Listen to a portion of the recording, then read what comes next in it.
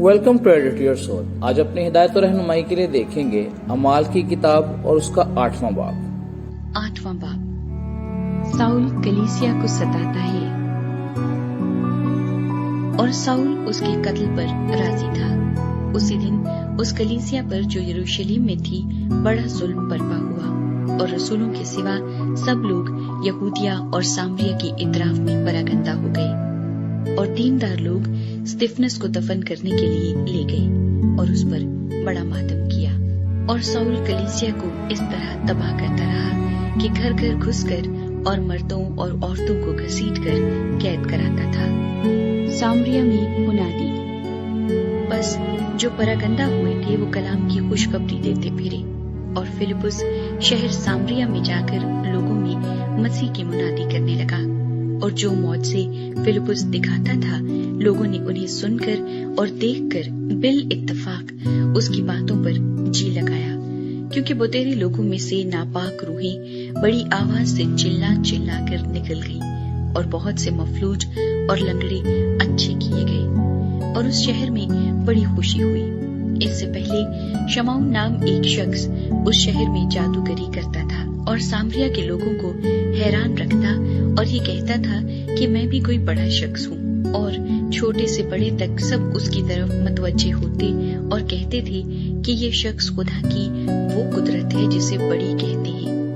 وہ اس لیے اس کی طرف متوجہ ہوتے تھے کہ اس نے بڑی مدت سے اپنے جادو کے سبب سے ان کو حیران کر رکھا تھا۔ لیکن جب انہوں نے فلپس کا یقین کیا جو خدا کی بادشاہی اور یسوع مسیح کے نام کی خوشخبری دیتا تھا، تو سب لوگ خواہ مرد خواہ عورت بپتسمہ لینے لگے، اور شمعون نے خود بھی یقین کیا اور بپتسمہ لے کر فلپس کے ساتھ رہا کیا، اور نشان اور بڑے بڑے معجزے ہوتے دیکھ کر حیران ہوا۔ جب رسولوں نے جو یروشلم میں تھے سنا کہ سامریوں نے خدا کا کلام قبول کر لیا، تو پترس اور یوحنا کو ان کے پاس بھیجا۔ انہوں نے جا کر ان کے لیے دعا کی کہ روح القدس پائے، کیونکہ وہ اس وقت تک ان میں سے کسی پر نازل نہ ہوا تھا۔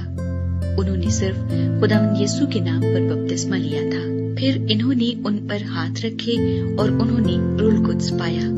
جب شمعون نے دیکھا کہ رسولوں کے ہاتھ رکھنے سے روح القدس دیا جاتا ہے، تو ان کے پاس روپے لا کر کہا کہ مجھے بھی یہ اختیار دو کہ جس پر میں ہاتھ رکھوں وہ روح القدس پائے۔ پترس نے اس سے کہا، تیرے روپے تیرے ساتھ غارت ہوں، اس لیے کہ تو نے خدا کی بخشش کو روپوں سے حاصل کرنے کا خیال کیا۔ تیرا اس امر میں نہ حصہ ہے نہ بکھرا، کیونکہ تیرا دل خدا کے نزدیک خالص نہیں۔ بس اپنی اس بدی سے توبہ کر اور خداوند سے دعا کر کے شاید تیرے دل کے اس خیال کی معافی ہو، کیونکہ میں دیکھتا ہوں کہ تو پت کی سی کرواہٹ اور ناراستی کے بند میں گرفتار ہے۔ شمعون نے جواب میں کہا، تم میرے لیے خداوند سے دعا کرو کہ جو باتیں تم نے کہی ان میں سے کوئی مجھے پیش نہ آئے۔ پھر وہ گواہی دے کر اور خداوند کا کلام سنا کر یروشلم کو واپس ہوئے، اور سامریوں کے بہت سے گاؤں میں خوشخبری دیتے گئے۔ فلپس اور حبشہ کا ایک وزیر۔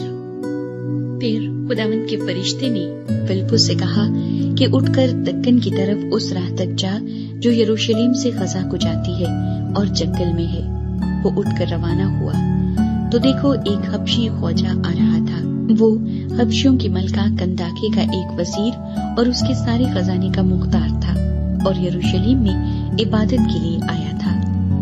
وہ اپنے رتھ پر بیٹھا ہوا اور یسایا نبی کے صحیفے کو پڑھتا ہوا واپس جا رہا تھا۔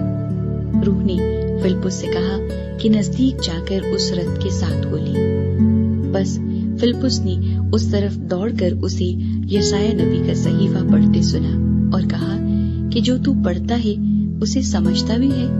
اس نے کہا، یہ مجھ سے کیوں کر ہو سکتا ہے جب تک کوئی مجھے ہدایت نہ کرے؟ اور اس نے فلپس سے درخواست کی کہ میرے پاس آ بیٹھ۔ کتاب مقدس کی جو عبارت وہ پڑھ رہا تھا یہ تھی کہ لوگ اسے بھیڑ کی طرح ذبح کرنے کو لے گئے، اور جس طرح برہ اپنے بال کترنے والے کے سامنے بے زبان ہوتا ہے، اسی طرح وہ اپنا منہ نہیں کھولتا۔ اس کی پست حالی میں اس کا انصاف نہ ہوا، اور کون اس کی نسل کا حال بیان کرے گا، کیونکہ زمین پر سے اس کی زندگی مٹائی جاتی ہے۔